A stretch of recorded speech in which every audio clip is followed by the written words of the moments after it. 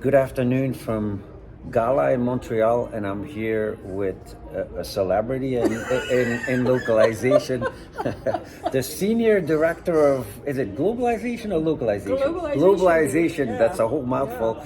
At Expedia. Katell, we've known each other for years. It's such a pleasure to be able to interview you here this afternoon. I want to talk to you a little bit about implementing the new technologies and LangOps operations in the travel industry in particular.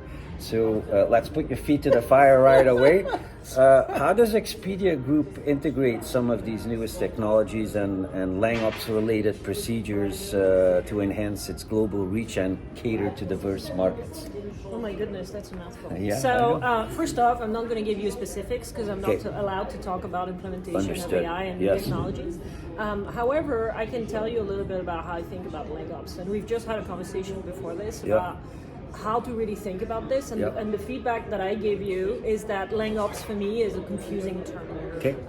It is because it has the word ops, and so the way that I think about what LangOps represent, as you've explained this to me, is what Pascal Tremblay referred to as shifting left, and this is what I've been trying to do since I joined Expedia, which is really shifting the conversation upstream in the process and looking at really not just the end of the process and the translation and the localization piece, but looking at the entire multilingual experience and engagement. I see our function at Expedia and generally globalization as the enablers of engagement with the customer and enablement of growth, internationally in various markets. So for me, that's the context in which my team, my function operates, and I want to be in to shift that conversation from you're a service and you're doing translation.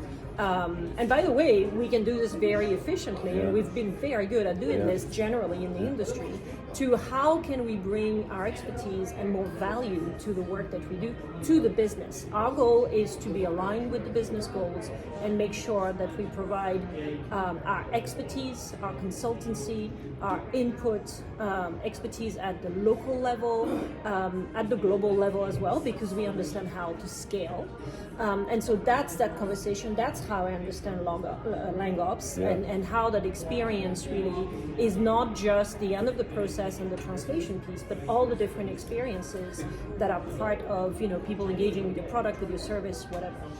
Yeah, to jam on the conversation we were just having before we started recording here, my personal feeling is that you might agree or disagree with the term LangOps, but I think it's time for the localization to break out of the translation box, and the focus for me is on the bi-directionality or omnidirectionality of our multilingual communications. So, and wouldn't you agree with me there that we're in a trend where customers are talking back a lot more than they were able to in the past, and so we need to adjust to that. Yeah, and I agree that when I talk about that experience, that multilingual experience, that's part of it.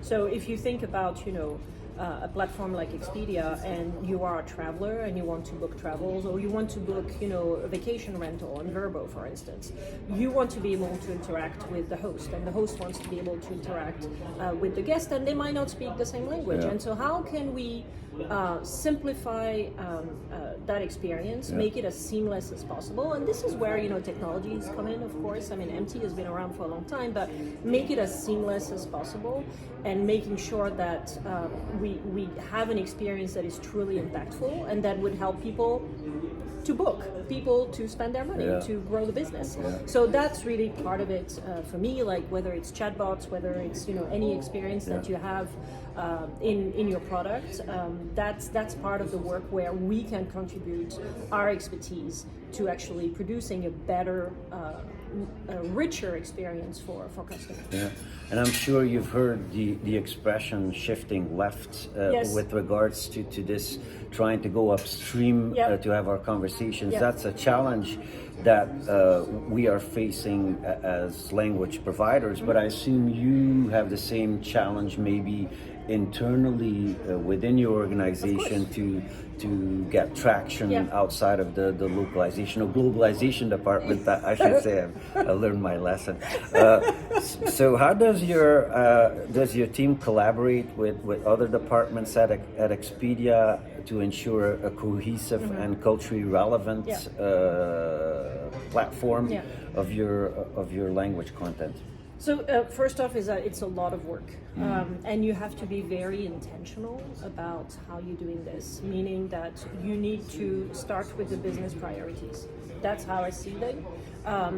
If you know that a particular product, a particular feature, a particular market are priorities for the business, you should be fully aligned with this and make sure that you put all your efforts and resources into supporting those priorities. And then, you have each team within the globalization function that needs to define, their stakeholder maps, for instance, and make sure that they are talking to the right people, having the right conversation about the right things, the right product that people care about.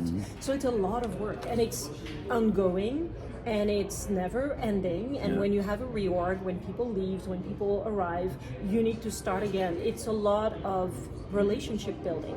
I was talking to Natalie Kelly recently.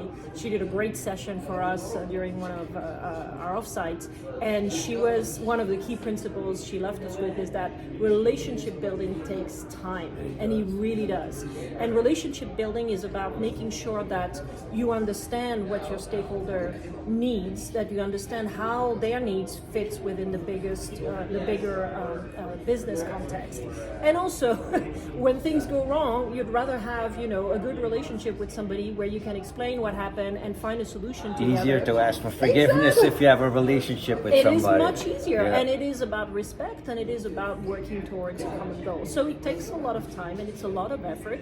You do need to be very intentional, and sometimes you drop the ball. Like there's a stakeholder you haven't spoken to for a long time, and you realize, if there's something going on, and sometimes you realize because something goes wrong, and then you have to pick it up or whatever. So it's really about not just the leaders having those conversations, but everybody on the team being intentional about this, and it's a lot of work. Yeah. So you talked a little bit about continuously adapting to the situation. I think that's very much the mot du jour. I would say, and it's becoming very, very clear that traditional education is going to have to be supplemented with continuous learning. How do you foster a culture at Expedia to promote continuous learning and adapting to this rapidly evolving tech space and LangOps? Yeah. So again, you have to be pretty intentional about this and plan for it. Last year when I joined and we started shifting the strategy left, then we also identified where we had skill gaps and where we needed to help our team transition to something different, to something that is used to be much more tactical and operational to something more strategic. And what does it mean being more strategic? So some of the things that we've put in place is providing better communication, more transparency within the team so that people understand what each of the functions are working on and they can get a better idea of what's happening. But also providing training through workshops, either internally, like our tech team is doing great workshops on AIs and stuff like that, but also externally, opening the doors to things like gala content, for instance, so that people know that they can attend webinars and other things. We also have a great framework at Expedia that I hadn't seen before, and it's internal gigs. So you can, for a period of time, whether full-time or part-time, go and work another job within the company.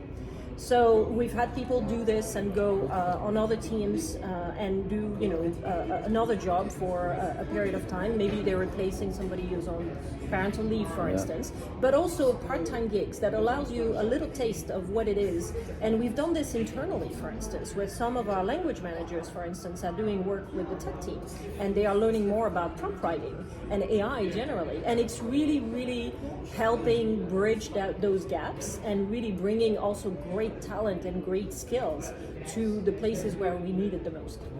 It's fascinating. I really like that last answer you gave us there, Katell. I think a lot of companies could learn from that particular practice. Thank you so very much for taking a little bit of time out of your busy schedule here at the conference, and we look forward to talking to you soon again. Thank you.